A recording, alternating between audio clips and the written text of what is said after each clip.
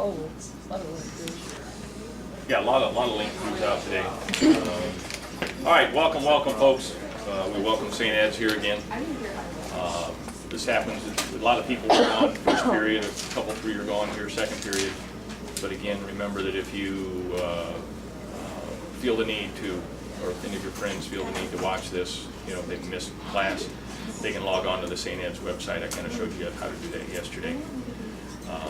Next week is Catholic Education Week, and I've not had a chance to talk to my St. Ed students about that yet, but I was kind of looking at the schedule trying to figure out when class is held over there, and it's kind of different every day. So I'll probably end up recording most of next week too, and dumping that online too, because I don't know, the Catholic school week is the days are kind of interrupted a lot. So anyhow, here we go. Yesterday we were talking about muscles, and I'm going to review a little bit and then move on. We had a picture of a muscle that looked kind of like this, and inside of that muscle we had lots of muscle fibers. We made comparisons between smooth muscle and striated muscle and cardiac muscle. If this is your bicep, which one is it? Smooth or striated? It's striated. Another name for striated was? Voluntary. Another name was? Because it hooks onto the bones, it's called skeleton. Okay? So, that was the muscle. Up here we said was your brain. Okay? And coming down from there was a neuron. And that neuron branched off and went to a group of muscle fibers. That was a motor unit. And in reality, there's it doesn't hook on to just 3 muscle fibers as I showed you here. In reality, it hooks on to 30 or 40 or 50 or maybe a couple hundred muscle fibers. Okay, so that's one motor unit. There's another motor unit. There's another motor unit, and another, and another, and another.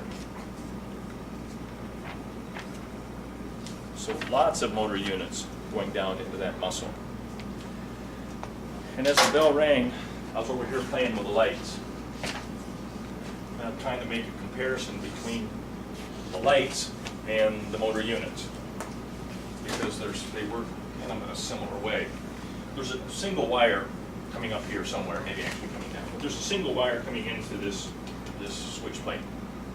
Okay, and this the wire splits into 3. One wire goes off to these 2 banks of lights. Another wire goes off to those banks of lights, and another wire goes off to those banks of lights. Okay?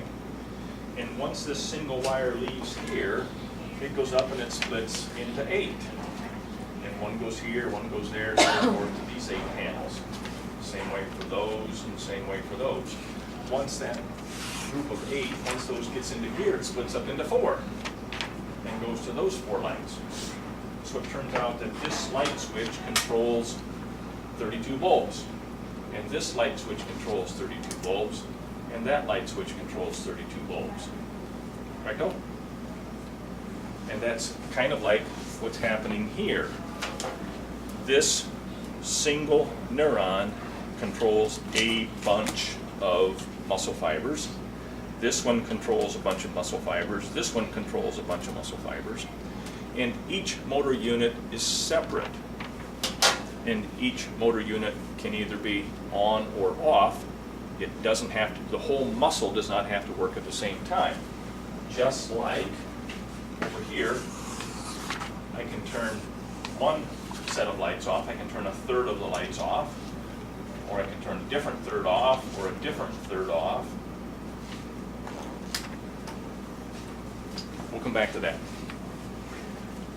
Okay.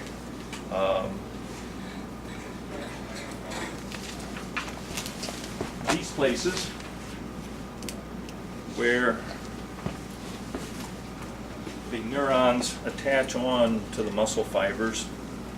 These places are called the neuromuscular junction.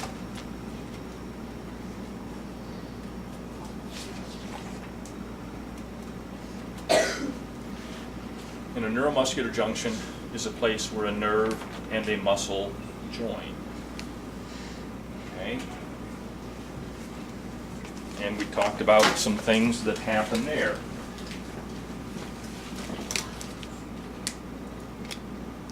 This is a close-up of that neuromuscular junction.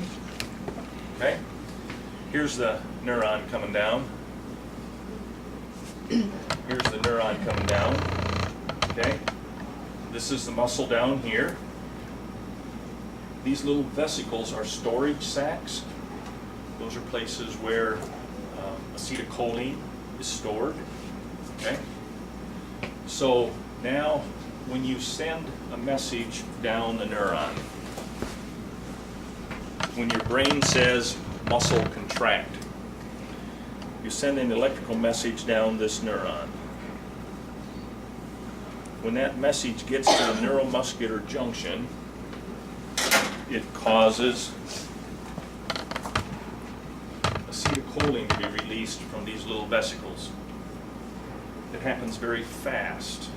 And as we said yesterday, it's not by diffusion, it's by exocytosis. And that stuff's released. We'll talk about the timing of it later on. But that acetylcholine is released, it travels across, is picked up by the muscle down here, and that causes the muscle fiber to contract. Happens very quickly. We'll talk about the timing. If you just stimulate the muscle once, okay, then the muscle has to relax. And there's another neurotransmitter, another chemical called acetylcholinesterase. I spelled that for you yesterday. Acetylcholinesterase causes muscle fibers to relax. Okay? So these two neurotransmitters are released from the end of this neuron.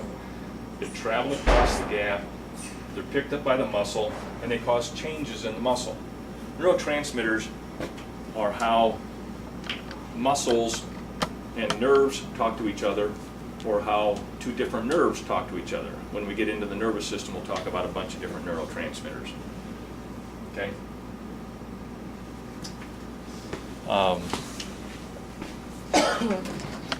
We okay on this? All right. Let's talk about lifting a light object versus lifting a heavy object.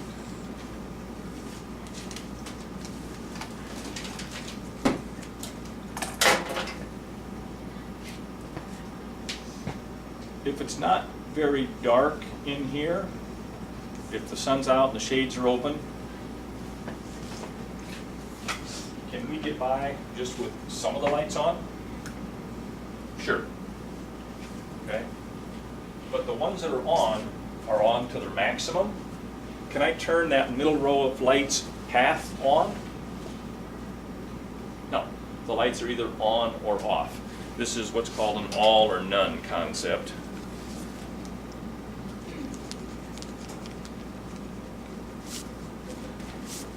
And it's not exactly all or none, that's a little deceptive. But it means that each motor unit is either on, each motor unit is either on, it's either stimulated, it is contracted, or it's relaxed.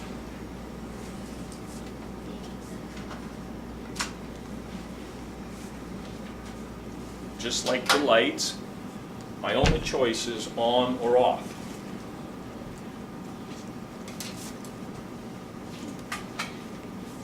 This row of lights up here is either on or off. I can't half turn them on. Okay? Even though I have the switch halfway on right now, the lights are not halfway on. At some point in time I move the switch far enough it makes contact. Okay? You got that? We're okay with that. So, if I'm going to pick up a light object, I'm going to pick up this pen. Okay? And I can't tell you how many pounds or ounces or grams or whatever this pen weighs. But as I pick up this pen, my brain says, I've done this before, my brain says it's not very heavy. Okay, past experience. So as I'm going to pick up the pin, not very heavy. I don't know how many, you know, I don't know exactly what it weighs, but according to past experience, my brain says I don't need to contract all of the motor units. So when I pick up that light object, I use maybe just this motor unit and this motor unit. Okay? But they contract to their maximum. They're either on or off. They contract to their maximum. But I'm holding on to that light object.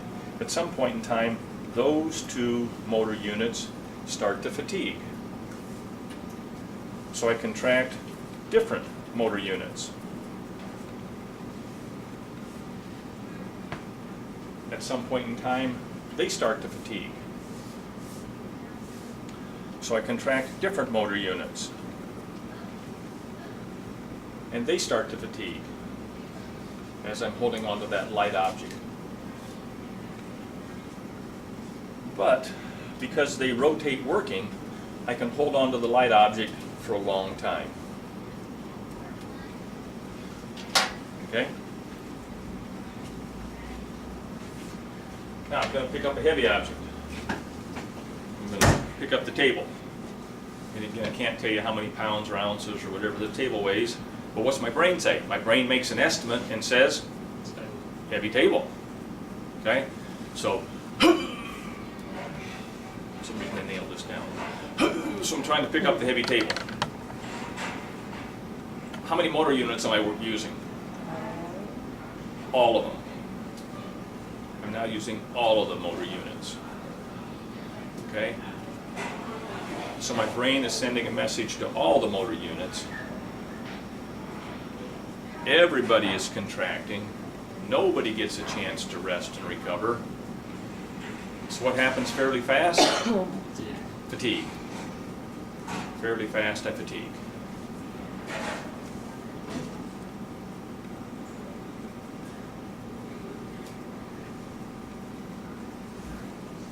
Do we ever make bad estimates as to how many motor units we need to use?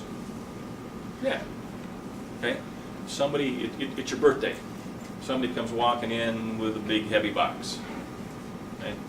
And it takes two people to carry this box, and they set it down on the table.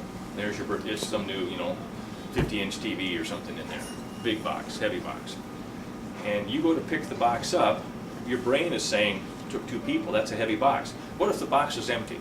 What happens when you pick it up? Right, exactly. Okay. And why? Because you alerted too many motor units. You did not make a good mental estimate. You had a preconceived notion that the box was heavy. Okay. Same token, your birthday, and there's a shoebox sitting here on the table. Okay, shoebox, not very heavy. Okay. You go to pick it up. What if it's full of rocks? What happens as you go to pick it up? You kind of fumble with it? Sure. Okay. And because you didn't alert enough motor units. You can do the same thing back here. I have lots of boxes of cats. Okay.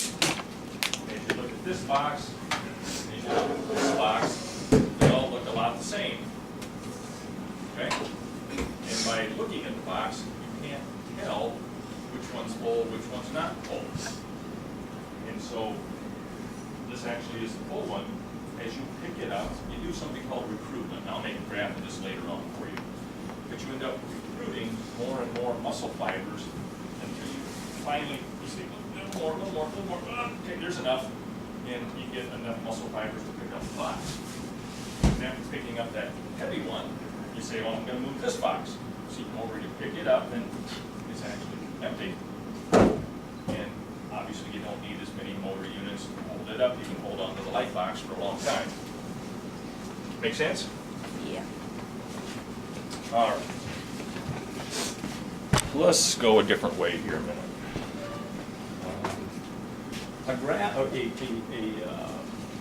lab I remember doing in college, it was kind of fun, unless you were the frog, was we took a frog, a living frog, and you did something where you pissed the frog, which means you bent his head down and took a needle and scrambled his spinal cord, and you made him into a quadriplegic frog. From that point down, the frog felt no pain and had no control. You scrambled his spinal cord. But from there up, he was wide awake. Okay? All the internal organs still worked. The heart was still beating, stomach was working, all those kinds of things. Okay?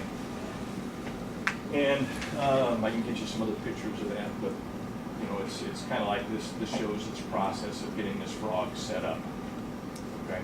So this frog is alive, but he feels no pain. And so they skin, so you can get in here, you can get to the gastrocnemius muscle and all those kinds of things. And actually, you could use the whole frog, or you could just use a frog gastrocnemius muscle. It works a little better if you use the whole frog, because then the heart's still beating, he's still got blood flow and all that to the muscle, he lasts a lot longer.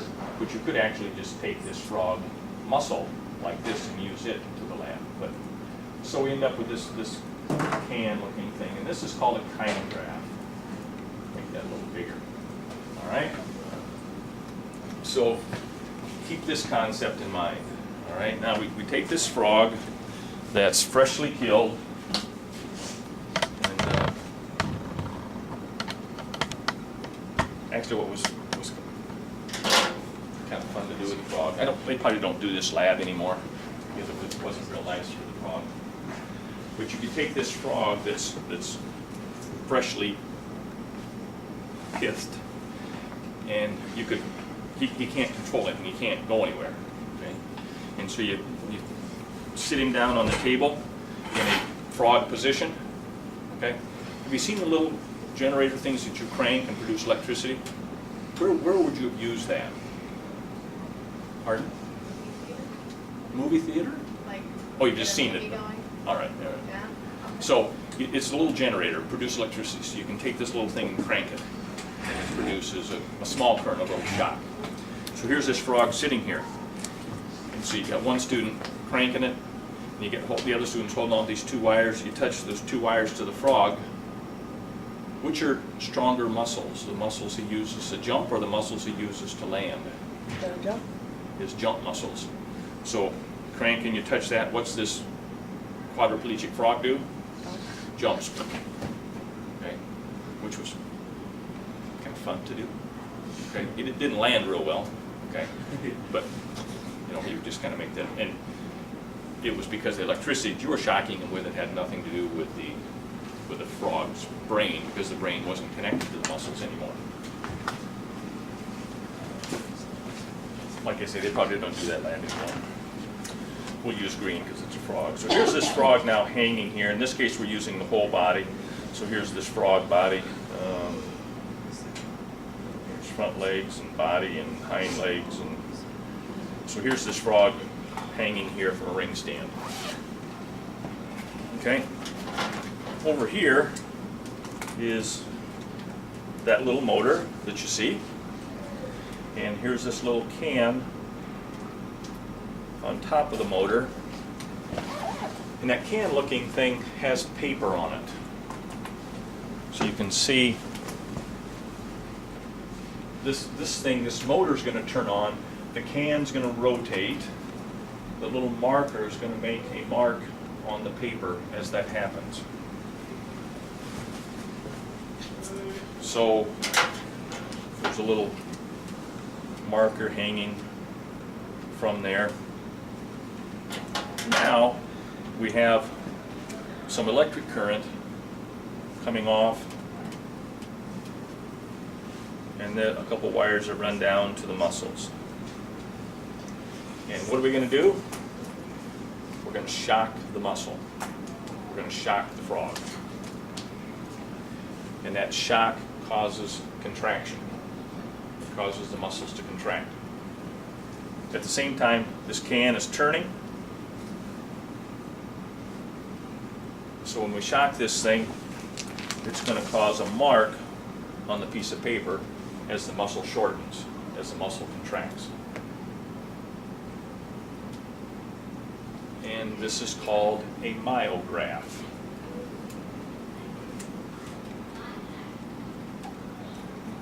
Which means it's a chart of a muscle contraction. So instead of just saying, that's cool, that's shortened up, and it happened pretty fast. Instead of just saying that, you can actually chart how long it took, how strong the contraction was, and blah, blah, blah. Now, I'm just going to shock it once, but you could, I'm just going to go, dip, hit it once. You could go, dip, dip, dip, dip. You could hit it continuously. You could go,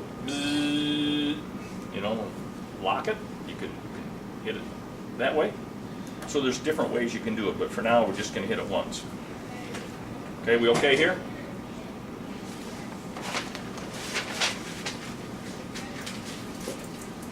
Now we're going to take the piece of paper off the graph, off the can. We just shocked it once. We're going to take off the piece of paper and lay it down on the table. We now have a graph. Across the bottom of our graph is time, and across the left side of our graph is the muscle contraction.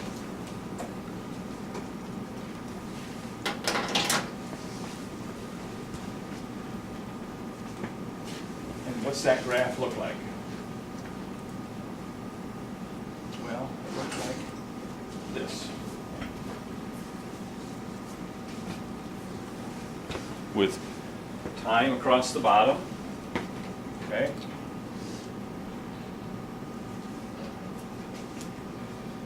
Looks like this with time across the bottom, okay? And the strength of our muscle contraction, the tension is what they call it, over here. So here's time across the bottom, and here's the muscle contraction up here. Again, I'm going to redraw that over here. Here is the moment of stimulus. That's the moment that we shocked the muscle.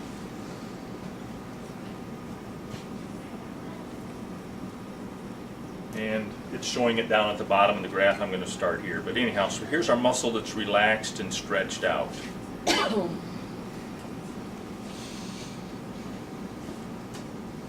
There's a very short time period between the time that you shock the muscle and when it actually starts to contract, called the latent period.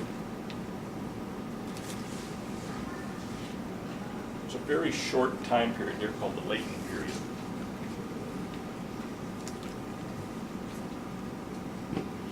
Between the time that you stimulate the muscle and it starts to contract.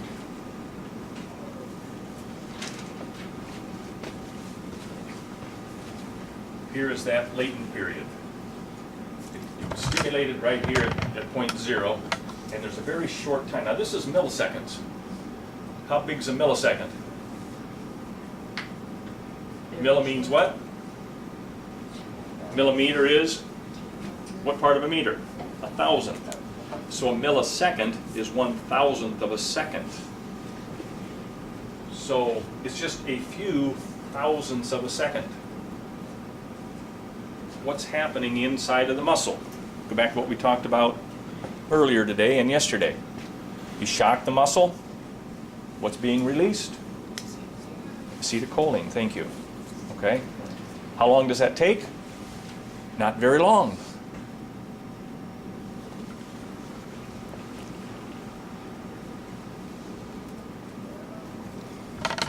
And now the muscle starts to contract, followed by the contraction period.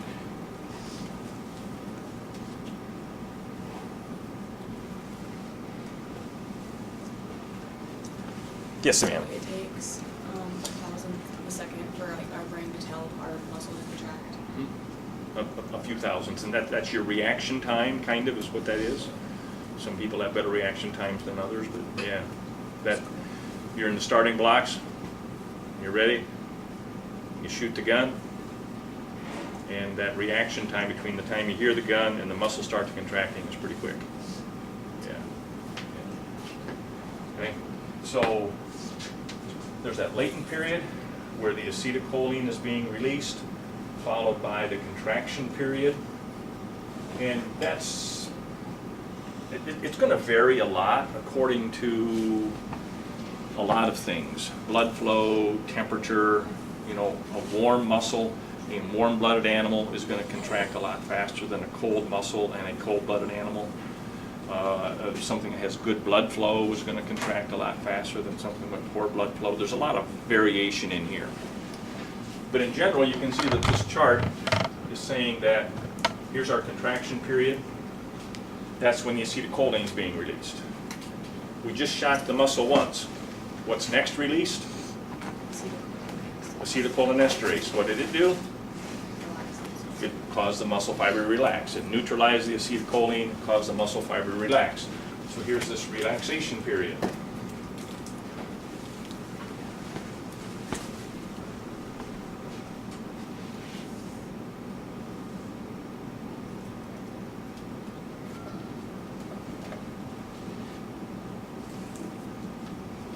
So there's the relaxation period.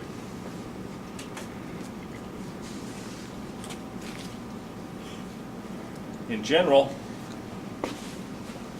in round numbers, how long is it from here to here?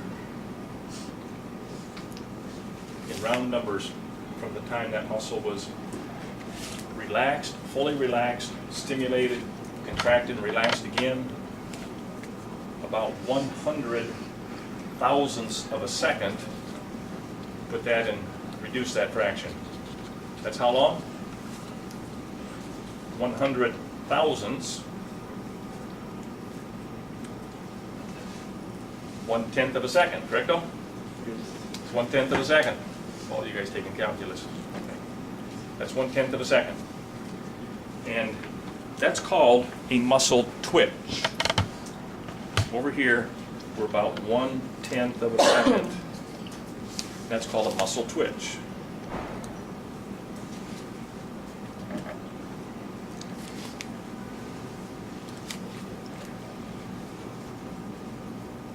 So it takes about 1/10 of a second for that muscle to go from a relaxed to a contracted to a relaxed state again.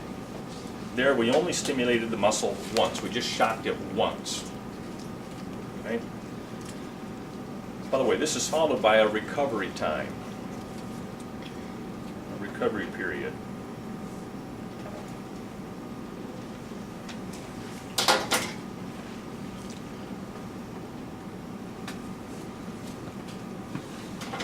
That recovery period is a time when more oxygen goes into the muscle, more glucose goes into the muscle,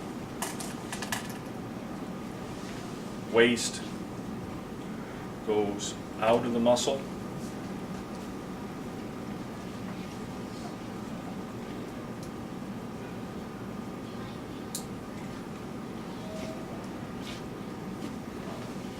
And the muscle gets ready to contract again.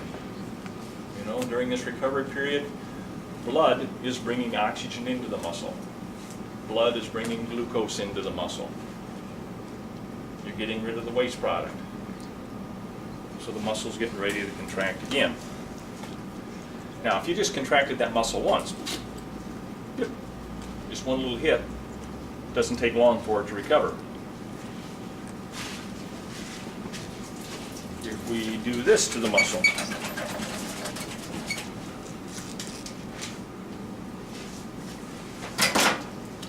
if we do this, the muscle goes contract, contract, contract, contract, contract. Now we're starting to build up some waste product because it doesn't get a chance to recover. It doesn't get a chance to rest at all in there, or hardly, not much. And the recovery period is going to be longer. If we do this to the muscle,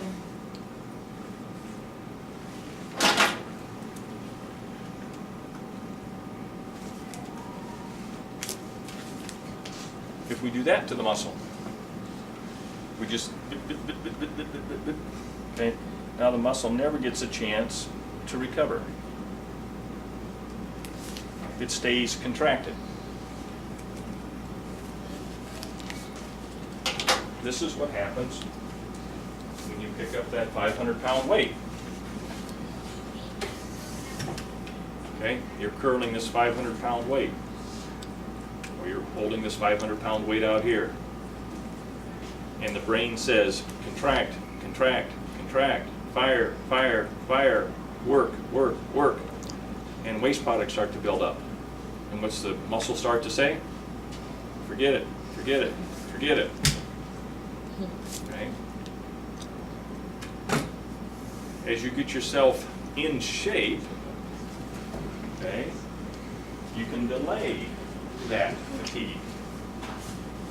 As you get yourself in shape, and we're going to talk about the effects of being in shape, but you're trying to delay fatigue.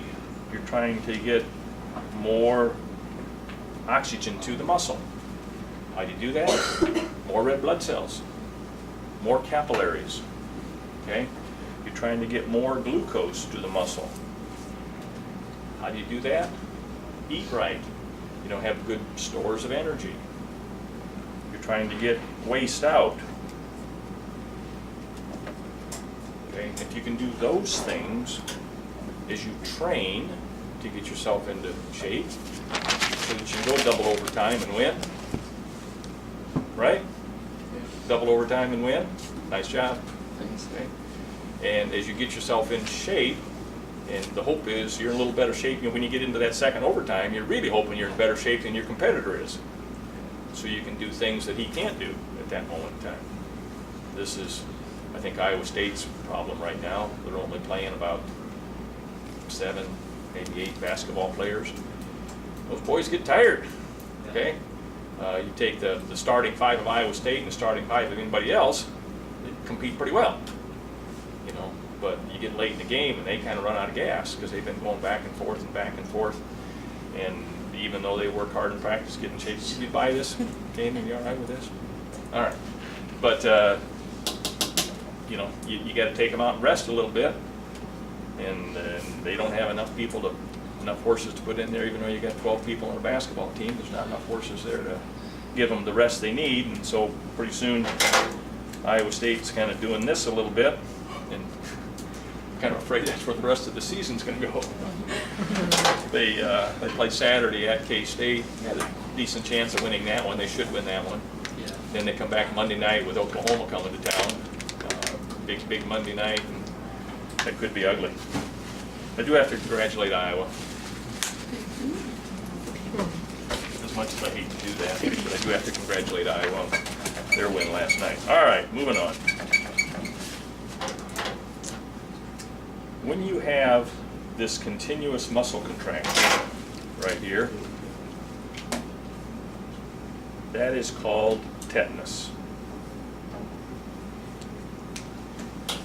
That continuous muscle contraction is called tetanus.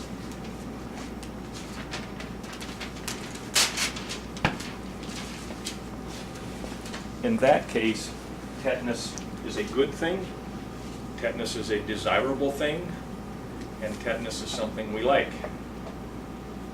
Okay?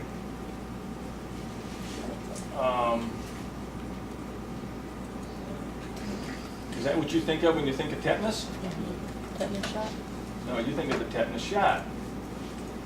And the tetanus shot is trying to prevent this. Okay? Tetanus shot is trying to prevent this. What is the other name? Well, tetanus, we said, is a prolonged muscle contraction. The normal tetanus. This is tetanus. It's a sustained, prolonged muscle contraction. It's a good thing in that case. This tetanus is not such a good thing. Does it look like this child has a prolonged, sustained muscle contraction? Yeah. All right. What causes tetanus? Pardon? What causes tetanus? Rusty Rust, nail. rust. You always hear about a rusty nail, okay? And it does not have to be a rusty nail, but the cut part is good. There's a tetanus bacteria in the environment, okay? And that tetanus bacteria is everywhere. It's in soil. And so anytime you get a cut, worse if it's a deep cut, but any kind of a cut, scratch, scrape, you're a decent chance you're exposing yourself to tetanus. Now, who do you know that's had tetanus disease? Nobody. Why not? Did you get tetanus shots? You got your tetanus shot. When was your last tetanus shot? I don't know. When was your last tetanus shot? Kindergarten? I don't. Okay, how long does your tetanus shot last? 10 years. About 10 years. How long ago was kindergarten? I don't know. 10 years ago. About 10 years. Okay? Has anyone had a tetanus shot recently? No. What was the occasion? It was like a couple of years ago. I was going to Guatemala. Did what? I was going to Guatemala. So they, Oh, going to Guatemala, okay, for a work project kind of thing. And the thinking was there was a decent chance that you were going to get cut, scratch, scrape, something on that. And it was just a good time to get you up to date anyhow. You raised your hand, why did you? I scraped my hand on some rusty nail, rusty. Okay, and you went to the doctor for it. The doctor said, when was your last tetanus shot? And you said, I don't know, long time ago, and bam, you just got another one. Okay? That's a shot of tetanus. This is a drawing of someone with their tetanus, portrait of a soldier dying of tetanus. Okay? Not necessarily a good thing, very uncomfortable. Tetanus is a serious bacterial disease, affects your nervous system, leading to painful muscle contractions, particularly of the jaw and the neck, which is why it's called lockjaw. What does that mean? Lockjaw? Lock, just the muscle contraction, you can't open your mouth, kind of thing. But it's more than just that. Tetanus is rare in the United States. It's rare in the developed world. But if you go to Guatemala, there might be more cases of it. Okay? Around 1 million cases worldwide occur each year. By the way, your tetanus shot that you had before you went to Guatemala, I don't know that there's more tetanus in Guatemala than there's in the United States. I think it's probably just the idea there's more cases. I'm guessing there's just as much bacteria in the United States as there is there, with many people there in the undeveloped world maybe weren't vaccinated. Also, you were there for a week or 10 days or something? A week? I don't know how long it takes tetanus to develop, but they may have thought that you wouldn't have had access to health care if you did get exposed during that time. So it was just a good preventative, I guess. There's no cure, okay? Symptoms? None of this is real good. Spasm, stiffness in your jaw, stiffness in the neck, difficult swallowing, stiffness of abdominal muscles, painful body spasms lasting several minutes, okay? Fever, sweating. This is kind of goofy. It's spasms to be triggered by a minor occurrence, a loud noise. I've seen situations where they were curious if a child had tetanus and they would clap their hands next to the child and to see if that triggered the spasms. Kind of weird, but I've seen that. All right, the causes, okay, is that bacteria that's in the soil. They enter a deep flesh wound. They produce a powerful toxin which impairs motor nerves, the nerves that control your muscles, and it causes the muscles to stiff and spasm. Okay? You're going to be at greater risk if you've not been immunized. Okay? If you have that penetrating injury that put the spores into the wound. Okay? Presence of other bacteria, injured tissue, a foreign body such as nail or splinter, but it doesn't have to be a nail or splinter. That just does a better job of taking it deeper into the body. Okay? Puncture wounds, tattoos, drugs, gunshot wounds, compound fractures, crush injuries, burns, surgical wounds, injecting drug uses, animal bites. Those are all places where tetanus can be spread. Okay? And complications, the spasms can be so severe that they break bones. That's a big deal. And of course, the disability, long-term disability, and it can't cause death. So, the next time you go to the, you get this, it takes it's not just a little scratch typically, but it could be from the little scratch. But you'd be wise at some point in time, and this will probably happen when you get ready to go to college. You're gonna have to get all your vaccinations up to date, and you'll probably get another tetanus shot then. And tetanus shot is a whole lot better than getting tetanus. It's a lot better, so don't fight it, okay? When you go to the doctor and the doctor says, when was your last tetanus shot? And you say, you don't want to get a shot, so you say, last year. Just had one last year. Okay. Doctor's going to say, where? Bam, you just got another one. Yeah. In your case, they'll probably call the doctor's office and, yep, yeah, he was here 2 years ago, had his shot, he's up to date, you're good. Some people say 5 years, some people say 10 years. And maybe it's even longer. But along that line, what's going on at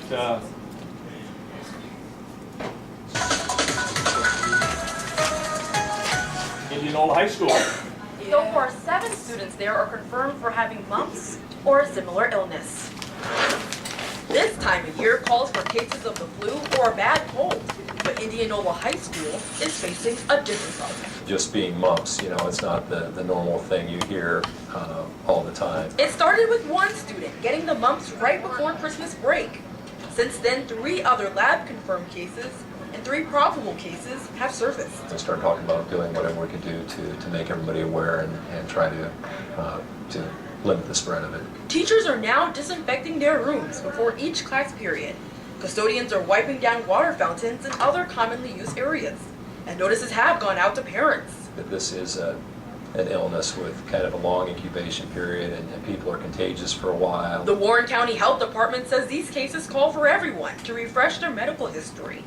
5 of the students with mumps were vaccinated, but 2 were not. I would definitely want people to be on alert and aware, if for nothing else, education. While the district and state has measures to prevent students from being in school without proper immunizations, the responsibilities should start with the individual. Take care of yourself, your health first, and we'll work with you. All 1,100 students at Indianola High School are required to be vaccinated with 2 doses of MMR, which stands for measles, mumps, and rubella. The only 2 excuses against that vaccine are through a medical or religious waiver. In studio, Emmy Victor, KCCI 8 News, Iowa's News Leader. So you people have all had your MMR, measles, mumps, and rubella. When was your last MMR? Pardon? It's probably been a while ago. And to be honest with you, they last a long time. I don't know how long. To get into a public school, you typically have to certify that you've been vaccinated. Dr. Mom took care of that when you entered kindergarten, okay? But since that time, you may have kind of forgotten about things. And I don't know when you have to get an MMR booster. The problem with mumps, we'll look at the booster thing here in a minute. Mumps is a infection, I'll show you a picture of it here. Mumps is an infection of your, here we go. Mumps is an infection, it has nothing to do with this test, by the way, we're just blowing smoke here. Here's mumps. There's a parotid gland, a salivary gland right here, and this guy's got some big time mumps going on. This kid's got some mumps going on, okay? This guy's got some mumps going on. You can see the swelling over there. And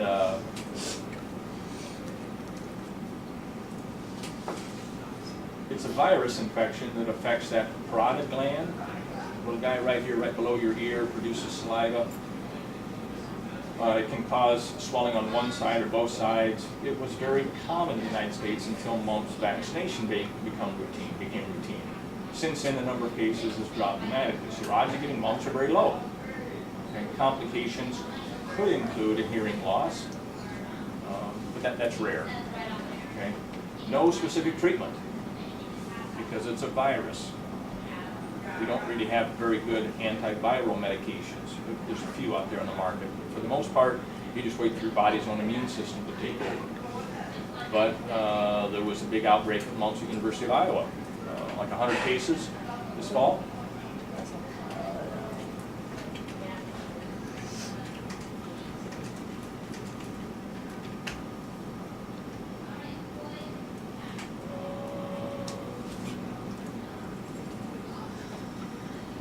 November of 2015, we've seen more than 100 cases of mumps at University of Iowa in the last few months. The numbers are increasing in recent weeks. Okay, so they were encouraging students under 5 to get another MMR, another vaccination. And those are students that maybe had not, the students that got it maybe were students that, I don't know this for sure, but sometimes students come in from foreign countries. They don't have the same vaccination schedules. They're supposed to have that before they come to the United States, before they come to Iowa, go to college or Iowa State, anywhere. And sometimes they do, sometimes they don't. Okay? So they were offering free MMR vaccines down there again. But anyhow, symptoms: swollen, painful salivary glands, fever, headache, muscle aches, whatever. Okay? The cause is that mumps virus. It spreads easily from person to person through infected saliva. You want to hold on to my pencil here? Here's your pencil. Okay. You want to borrow it? Okay. You see football games, you see basketball games, you see wrestlers, and they're all sharing the same water bottle. Yeah. We drink out of it. And are you putting your lips on that water bottle when they squirt it into your? Some of them do. No. You see some that it kind of appears they do, or they put it up against somebody's helmet. You see a pro game and the trainer comes up and sticks it up against the helmet. Could it be there's some saliva on that helmet, possibly? Sure. Against the face mask. And hey, are your water bottles individually identified? Your name on yours? We're doing that now because of the illness on our team. You're doing it now. Wrestling? We don't put our mouths on it for football. You don't put your mouth on it, which is probably a pretty good concept. We have our own water bottles, but only like 10 people bring theirs, so we'll all just be like, oh hey, can I have a drink? And then we'll... And are you drinking? Are your lips touching the plastic? No, usually we just... You just pour it in. But it's squirt once. Oh, the squirt ones? And the squirt one is certainly safer than putting your lips on the plastic. And I'm not trying to freak anybody out here, okay? If I was at Indianola High School, I'd be a little freaked out, okay? But that's not a good thing. I've seen students in class come in, and she says, hey, can I have a drink of your water? Sure. And they take a drink, put the lid back on. Are there other ways that high school students are swapping saliva on a regular basis? Sure. Do you think about getting diseases when you're swapping saliva with this other person? Maybe that's not the first thing you think of. But guys, remember, your dad told you girls have cooties, right? Stay away from girls. You can get diseases from girls. Girls, did your mother tell you the same thing? Stay away from guys. Guys have boy cooties. You can get diseases from boy cooties. The complication, guys, this is kind of a guy thing. Most mumps involve swelling in some other part of the body, such as the testicles.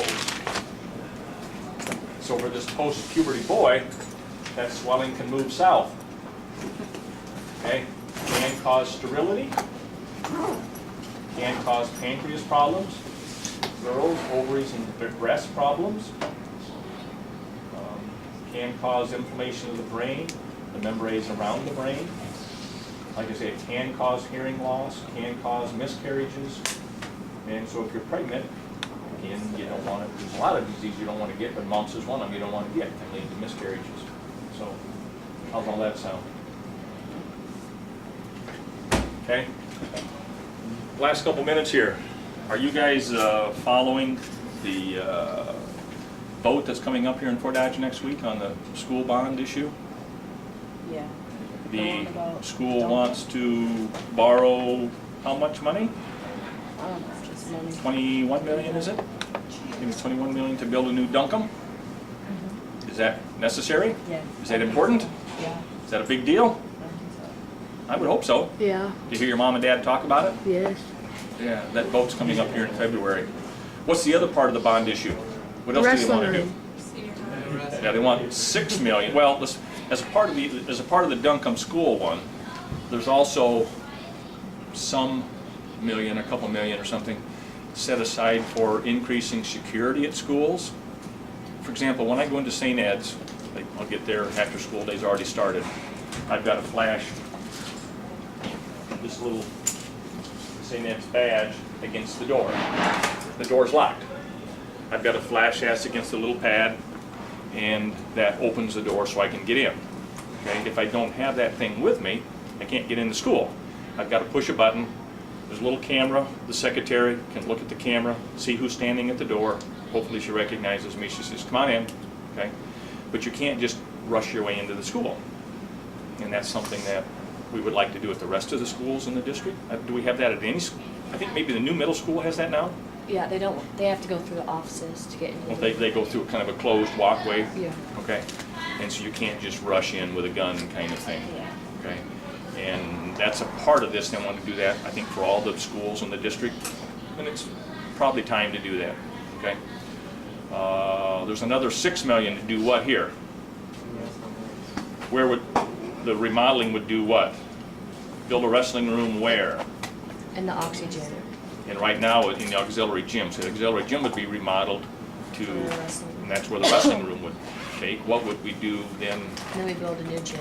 Build a new gym to the south of that. We'd go out into the field to the south.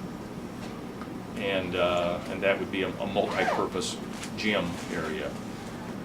What else do they want to do with it here at Senior High? They want to take this pod area, all those removable walls. Are those good places to have classes? No. No, it's kind of ugly in there. You know, you can hear everybody next door, Yeah. that kind of thing.